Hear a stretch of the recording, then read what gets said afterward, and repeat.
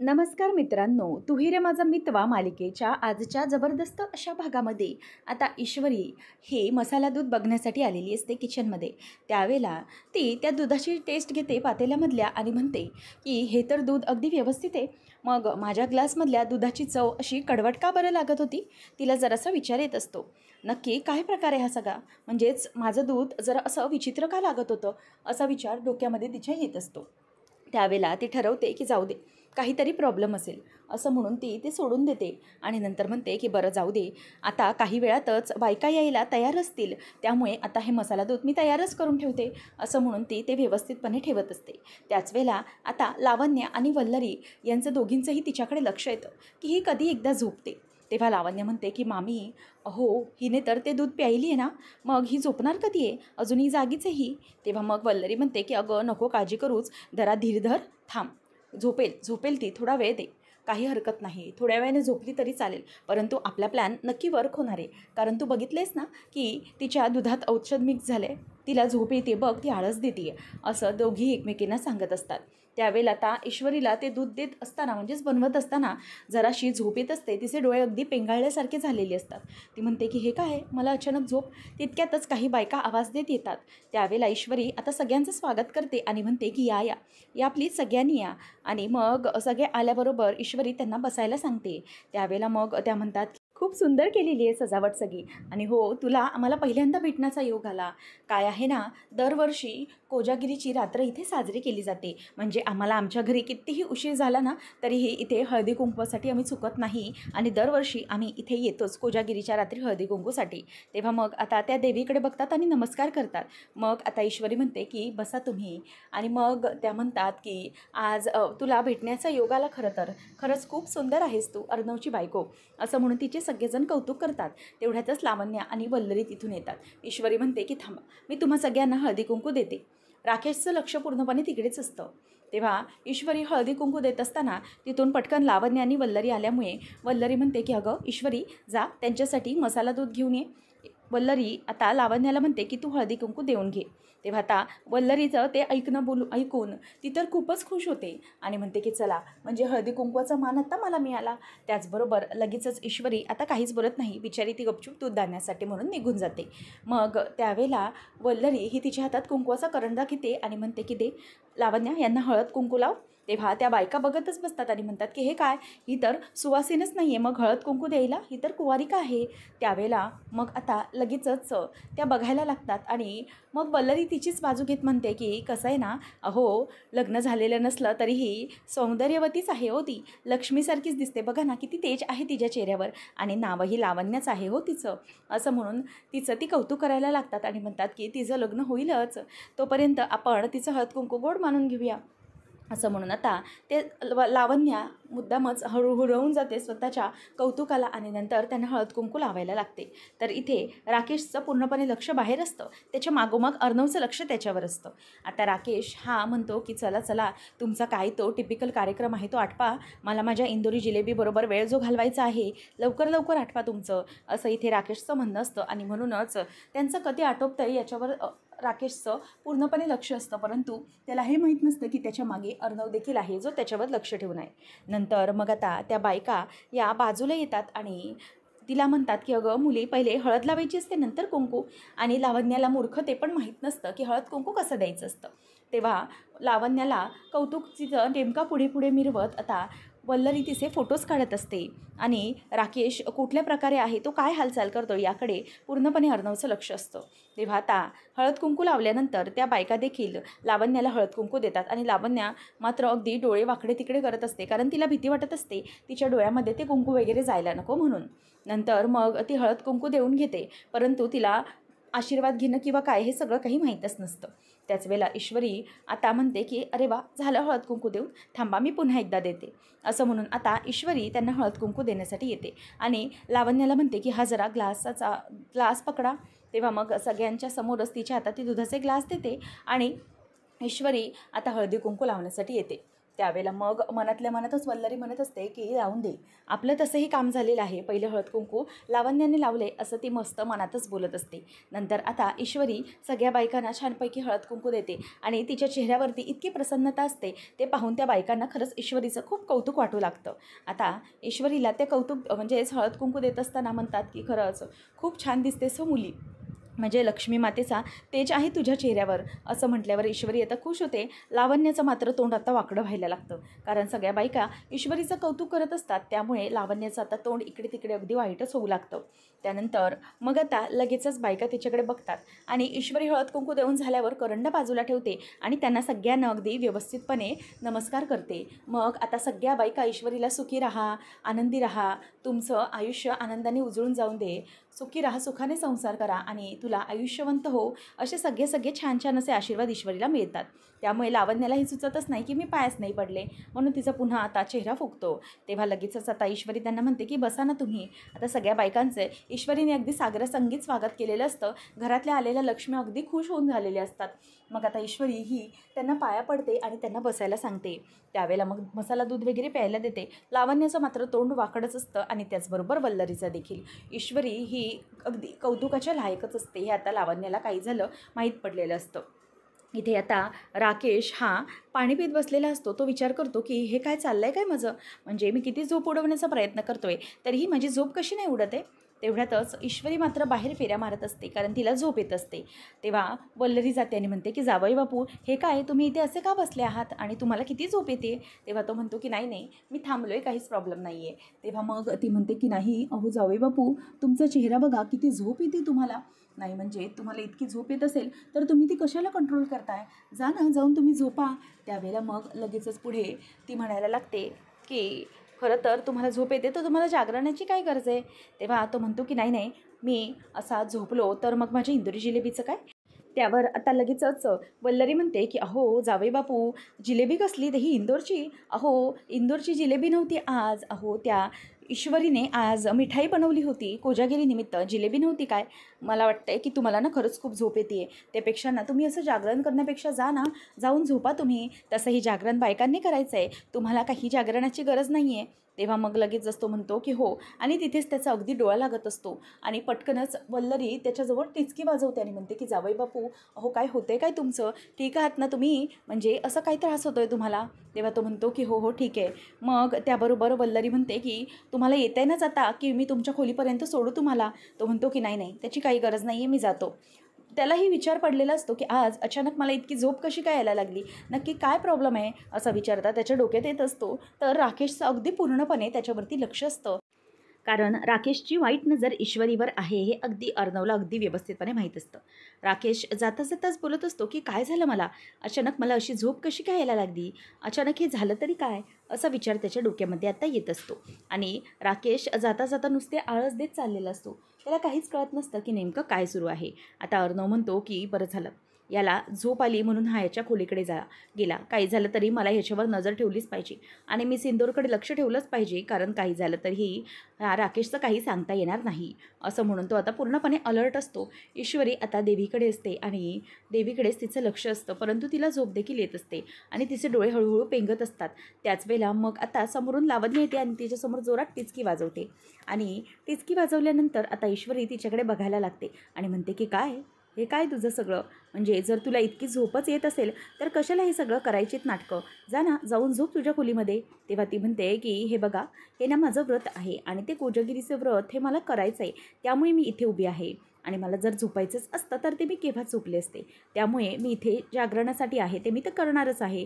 त्यावेळेला लगेचच लावण्य तिच्याकडे रागाने बघून बोलते की काय गं, तुला काय वाटतं की तू हे सगळं जे काही करतेस ते इम्प्रेस करायला करतेस, तर ना ते तसं अजिबातच होणार नाही आहे. किती काही झालं तरीही तू या घरात कोणालाही न एक्सेप्ट झालेली सून आहेस, बरोबर ना. तेव्हा ती म्हणते की काय आहे ना, की माझ्या सासूबाईंनी ही प्रथा घालून ठेवलेली कोजागिरीची, त्यामुळे ती तर मला पुढे करायचीच आहे, माझं कर्तव्य आहे या घरचीच सून म्हणून, असं ईश्वरी तिला टोमण्यात बोलून दाखवते. त्यावेळेला लगेच लावण्य तिला म्हणते की करेक्शन आहे याच्यामध्ये, सून नाही, कोणालाही मान्य नसलेली सून आहेस तू. तेव्हा लगेचच आता ईश्वरी म्हणते की कोणालाही मान्य नसलेली नाही, त्याच्यामध्येही एक करेक्शन आहे.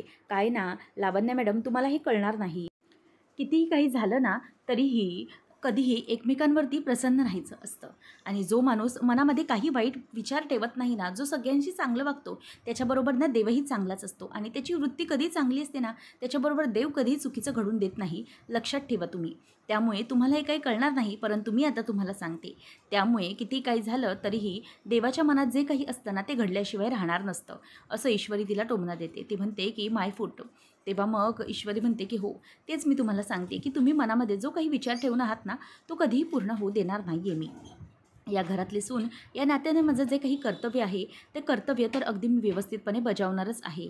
आणि तुम्हाला जर असं वाटत असेल की तुम्ही काही करू शकता, तर त्यामध्ये तुम्ही काहीही करू शकणार नाही आहे. कारण तुम्ही इथे आला आहेत तर ठीक आहे, पाहुण्या म्हणून आलात, परंतु मी तर या घरची सून आहे, असं ईश्वरी तिला बोलून दाखवते. त्यावेळेला मग ईश्वरीला ती म्हणते की एक गोष्ट लक्षात ठेव, तुला ना फार काळ या घरामध्ये टिकता येणार नाही आहे.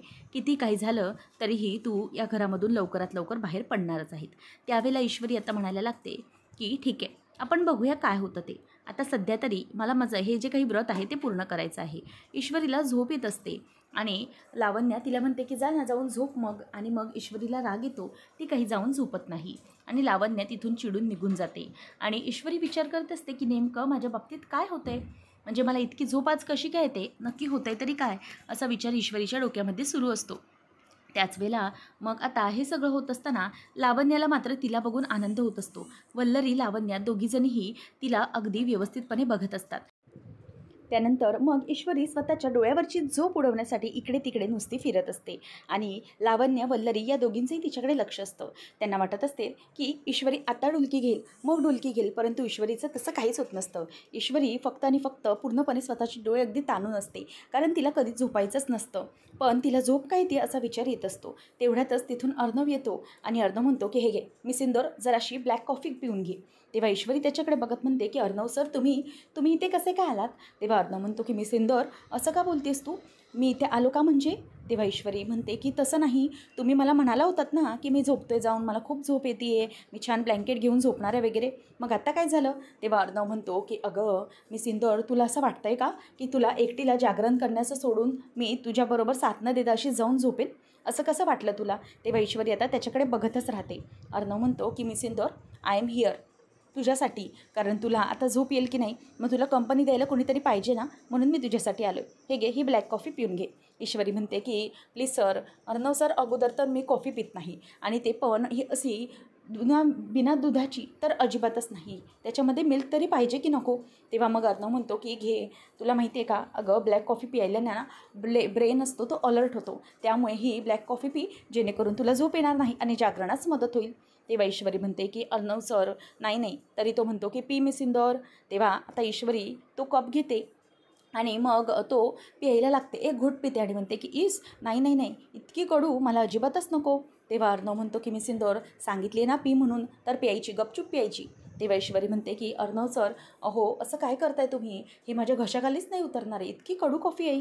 तेव्हा अर्णव म्हणतो की मी सिंदूर, पितेस की नाही तू?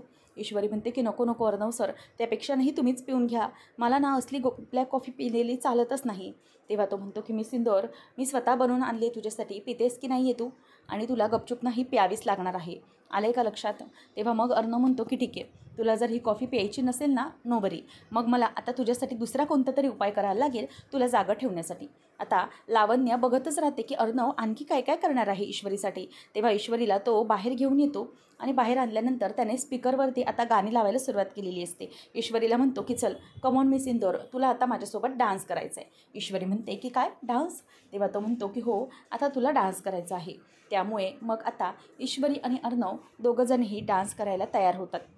ईश्वरी आता खूपच आनंदामध्ये असते आणि अर्णवसोबत ती आता डान्स करायला सुरुवात करते. त्याच वेळेला आता तिला खरं तर झोप येत असते, परंतु अर्णव तिला असा जोरात खांद्यानेच खांद्याला धक्का मारतो आणि तिला डान्स करायला सुरुवात करतो. त्यांच्या मागोमाग दोघे शेपट्या म्हणजेच लावण्या आणि वल्लरी येत असतात आणि त्यांच्याकडे बघत असतात. आता अर्णव ज्या प्रकारे अगदी लहान खोडकड मुलासारखं ईश्वरीबरोबर तिला नाचवत असतो, ते पाहून ईश्वरीला खूप आनंद होत असतो. आता दोघंजणही बहरला हा मधुमास नवा या गाण्यावरती छानपैकी डान्स करत असतात. तेव्हा आता त्यांना असं बघून लावण्याची मात्र तिळपापडी होत असते. काय करू काय नाही हे तिला समजतच नसतं आणि त्यांनी हा जो काही प्लॅन आखला आहे त्यामुळे ईश्वरी आणि अर्णव खरं तर आणखीनच जवळ येत आहेत हे त्याच्या लक्षात आलेलं असतं. त्यामुळे तिची खूप चिडचिड होत असते. त्यावेळेला आता अर्णवच्या खांद्यावर ईश्वरी डोकं ठेवत असते. तेवढ्यातच अर्णव पटकन तिला धक्का देतो आणि म्हणतो की मिस इंदौर, अजून डान्स बाकी आहे, डान्स झालेला नाही आहे. असं म्हणून आता तो तिच्याबरोबर आणखीनच डान्स करायला तयार होतो. तो म्हणतो मिस इंदौर, व्हॉट हॅपन्ड, चल चल लवकर चल. तेव्हा आता ईश्वरी पुन्हा एकदा डान्स करायला सुरुवात करते. तेव्हा मग ईश्वरी म्हणते की अर्णव सर, काय चाललं आहे काय तुमचं? तो म्हणतो की कमॉन मिस इंदौर, अजिबात थांबू नकोस, कमॉन. असं म्हणून आता लहान मुलांसारखं तो तिच्या हातामध्ये हात घालतो आणि गोल गोल गोल गोल राऊंड ते मारत असतात. हे सगळं होत असताना आता अर्णव पटकन एका पॉईंटला ईश्वरीला कमरेतून धरून उचलून खाली ठेवतो आणि या सगळ्यामुळे ईश्वरी आता आणखीनच घाबरते आणि ती म्हणते की अर्णव सर, हो काय करताय का हे तुम्ही सगळं? परंतु अर्णव आता ऐकायला तयार नसतो. तो म्हणतो की मिस इंदौर, तू जरा शांत बस, आता बघ आपण काय करूया ते. तेव्हा पुन्हा एकदा ते डान्स करायला सुरुवात करतात. असं त्यांचा डान्स हा सुरूच असतो आणि वल्लरी आणि लावण्या दोघीजणी त्यांच्याकडे बघतच बसतात की ह्यांचं चाललं आहे तरी काय नेमकं आणि अर्णव काय करणार आहे नेमकं. या सगळ्यामुळे आता त्या दोघांनाही खूप अगदी कसं तरी व्हायला लागलेलं असतं. ईश्वरी ते बघतच राहते आणि अर्णव आणि ईश्वरी एका पॉईंटला एकमेकांच्या डोळ्यात बघत असतात. अर्णवने आता तिला असं स्वतःच्या कवेत धरलेलं असतं आणि तिच्याकडे तो अगदी डोळे भरून बघतच राहिलेला असतो. आता ईश्वरी पण त्याच्याकडे बघतच असते, कारण अर्णव इतक्या दिवसानंतर असं आनंदाने लहान मुलासारखा डान्स करतो हे पाहून तिला आनंद झालेला असतो. आता ईश्वरी अर्णवकडे बघतच राहते आणि म्हणते की अर्णव सर, खरंच खूप मजा आली हो. आणि मग अर्णव म्हणतो की आली ना मजा, म्हणून म्हटलं की चल आपण काहीतरी डान्स करूया. त्यानंतर आता ईश्वरी अर्णवकडे बघतच राहिलेली असते. अर्णव हा म्हणतो की मिस इंदौर, खरंच खूप मजा आली म्हणजे ना हे सगळं बघून. तेव्हा ईश्वरी म्हणते की खूप छान ऑप्शन निवडून काढला तर तुम्ही. नाही म्हणजे आज ना तुम्ही अगदी वेड्यासारखे झालात. म्हणजे पहिले कसं आपलं नातं होतं अगदी पूर्वीसारखं वाटायला लागलं आणि तुम्ही तर अगदी वेड्यासारखंच नाचत होतात. तेव्हा अर्णव म्हणतो की हो, मी झालोच आहे वेडा. तेव्हा ईश्वरी बघत राहते. नंतर मग तो बाजू सावरत म्हणतो की ईश्वरी, अगं तुझ्यासोबत राहिलो तुझ्यासारख्या वेड्या मुलीसोबत तर मग मलाही वेळ लागेलच ना. तेव्हा ईश्वरी आता रागाने त्याच्याकडे बघते आणि मग ती म्हणते की अर्णव सर. मग तो म्हणतो की मिस इंदौर. असं म्हणून दोघं एकमेकांकडे रोखून बघतात आणि पुन्हा एकदा हसायला लागतात. तेव्हा तो म्हणतो की मिस इंदौर बघ, उडाली ना पण तुझी झोप या डान्समुळे. तेव्हा ईश्वरी म्हणते की हो उडाली, अगदीच उडाली माझी झोप. तेव्हा ती म्हणते की खरंच खूप मजा आली आज असा डान्स करून. माझी ना झोप अगदी पूर्णपणे उडून गेलेली आहे, एकदम फ्रेश आहे मी, फ्रेश. तेव्हा लावण्या पाय आपटत आपटत तिथून निघून जाते आणि म्हणते की बघितलं ना मामी कसं चाललं आहे त्यांचं. म्हणजे किती काही झालं तरीही ती ईश्वरी जागीच राहणार आहे. तो अर्णव आहे ना तिच्यासोबत. मला ना आता हे सगळं बघायचंच नाही आणि मी का थांबू इथे सांगा. तेव्हा ती म्हणते की अगं तुला थांबावंच लागेल. तेव्हा मग ईश्वरीला अशी पाहून मला तर राग येतो आहे आणि मी नाहीच थांबणार इथे. काय त्या दोघांचा रोमांस बघत बसू का. तेव्हा मग वल्लरी म्हणते की अगं असं काय करतेस तू, तुला हे सगळं बघावंच लागेल, कारण किती काही झालं तरीही तुला हा राग ना कंट्रोल करावा लागेल आणि हा राग ना असा स्वतःच्या मुठीत घेऊन ठेव. कधी ना कधी या रागाचा भडका उडवलाच पाहिजे ना. तर मग हा राग तू नंतर काढ, आता काहीही बोलू नकोस, फक्त बघत राहा मजा. असं ती तिला बोलते आणि नंतर मग अर्णव आणि ईश्वरी दोघंजणही झोपाळ्यावर बसलेले असतात. आता झोका घेत असताना देखील ईश्वरीला सारखी पेंग येत असते. मग तो म्हणतो की मिस इंदौर, हे काय चाललं आहे तुझं, तुला अजूनही पेंग येते. ईश्वरी म्हणते की नाही ठीक आहे, आता तर मी पूर्णपणे फ्रेश आहे. आपला डान्स झाला आहे ना त्यामुळे ना मी नंतर ना पूर्ण आता फ्रेश झाली. तेव्हा मग आता अर्णव म्हणत असतो की मिस इंदौर तसं नाही, तुझ्याकडे बघून तर मला असं वाटतं आहे की तू ना अजिबातच फ्रेश नाही आहे. आणि मग ती म्हणते की नाही नाही, म्हणजे जरी डान्स केला नसताना तरी काय नव्हतं, मी फ्रेशच होते. तेव्हा मग अर्णव म्हणतो की हो अगं तुझा चेहरा बघून तर असं वाटतंय की तू मस्तपैकी 14 तासांची झोप काढलीस आणि छान दिसतेस. तेव्हा ईश्वरी आता मागे बघून आळस द्यायला लागते. अर्णव म्हणतो की कसं आहे ना, इतकं मी तुला छान जागा ठेवतोय, तुझ्यासाठी जागा राहतोय, तर एखाद्याला चांगल्यापैकी अप्रिशिएट करायचं सोडून तू उगीचच म्हणतेस की माझ्यामुळे काही नाही झालं आहे. ठीक आहे, हरकत नाही. तेव्हा ईश्वरी म्हणते की हो म्हणजे तुमच्यामुळे असं काही नाही, परंतु मी जागी आहे आणि मला हे व्रत करायचं आहे ना तर मग मी जागीच राहणार आहे, असे ईश्वरी बोलून दाखवते. त्यावेळेला मग इथे ईश्वरी पुन्हा एकदा मागे फिरून फिरून आळस देत असते. ते अर्णव बघत असतो आणि म्हणतो की मिस इंदौर सी, तुझं काय होतं आहे ते, तू म्हणतेस की तुला आळस येत नाही आहे, पण बघ तुला तर झोपच येते. तेव्हा आता अर्णव म्हणतो की मिस इंदौर, तुला हे व्रत पूर्ण करायचं ना आणखी काहीतरी करावं लागणार आहे, ज्याने तुला झोप उडली पाहिजे आणि तुझं हे सगळं जे काही आहे ते जागच राहिले पाहिजे आणि मग तू आजीला इम्प्रेस करू शकशील ना. म्हणजे तुझ्या आवडीचं आपण काहीतरी काम करूया. ईश्वरी म्हणते की माझ्या आवडीचं, म्हणजे माझ्या आवडीचं कोणतं काम. तेव्हा आता अर्णव म्हणतो की चल. आता ईश्वरी आणि अर्णव हे दोघंजणही म्हणजेच तिथे देवाच्या आवारातच दिवे लावत बसलेले असतात. कारण किती काही झालं तरीही दिवे लावण्यामध्ये ईश्वरीला खूप आनंद मिळत असतो आणि तिचं फेवरेट काम असतं. त्यामुळे ईश्वरी आणि अर्णव दोघंजणही आता एक सगळीकडे दिवे लावत असतात. कारण पूर्ण जिथे देवघर असतं त्याच्याच बाहेर सगळीकडे पूर्ण हॉलमध्ये त्यांनी दिवे असे लावून ठेवलेले असतात. आणि त्याच वेळेला दिवे लावत असताना ईश्वरी आणि अर्णव हे दोघंजणही एकमेकांकडे बघत असतात. कारण दोघंही आता पूर्णपणे दिवे लावून एका ठिकाणी थांबलेले असतात. आणि त्याच वेळेला आता ईश्वरी आणि अर्णव या दोघांचं लक्ष एकमेकांकडे जातं दिवा लावत असताना आणि दोघंही बघत असतात. लावण्य आता पुन्हा चिडते. कारण काही झालं तरीही त्या दोघांना म्हणजेच वेगळं काही करता येत नाही आहे. ईश्वरी आणि अर्णव दोघंजणं पुन्हा एकदा एकमेकांच्या प्रेमात पडत चाललेत. दोघं एकमेकांकडे बघतात. ईश्वरीला तो म्हणतो की मी सिंदूर दिवा लाव. तेव्हा आता ईश्वरी पण असं म्हणून फक्त त्याच्याकडे बघत असते. अशा प्रकारे अर्णव आणि ईश्वरी पुन्हा एकदा एकमेकांच्या प्रेमामध्ये वेडे व्हायला सुरुवात होतात.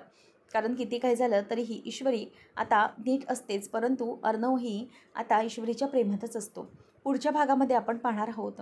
तो म्हणत असतो की मिस इंदोर आता झोपू नकोस प्लीज, डोळे अलर्ट ठेव, जागे ठेव. आता काहीच तास राहिलेत रात्र होण्यामध्ये, त्यामुळे तू स्वतःला अलर्ट ठेव, अजिबातच झोपू नकोस. सकाळ होण्यात आता काहीच तास उरलेले आहेत, थोडीच वेळ बाकी आहे आणि अजिबातच आता स्वतःला तू झोप येऊन देऊ नकोस, असं अर्णव तिला सांगत असतो. त्यावेळेला ईश्वरी म्हणते की नाही झोप येते मला, मी जागी आहे. अशा प्रकारे आता ईश्वरी ही तिचे डोळे अगदी ताणून ताणून उघडे ठेवत असते.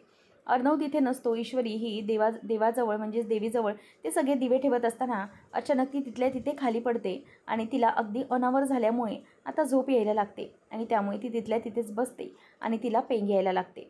आणि त्याच वेळेला लावण्य आणि वल्लरी आजीला घेऊन येतात आणि लावण्य म्हणते की बघा आई काय चाललं आहे, तुमच्या बळजबरीच्या सुनबाई कशा झोपल्यात ते बघा.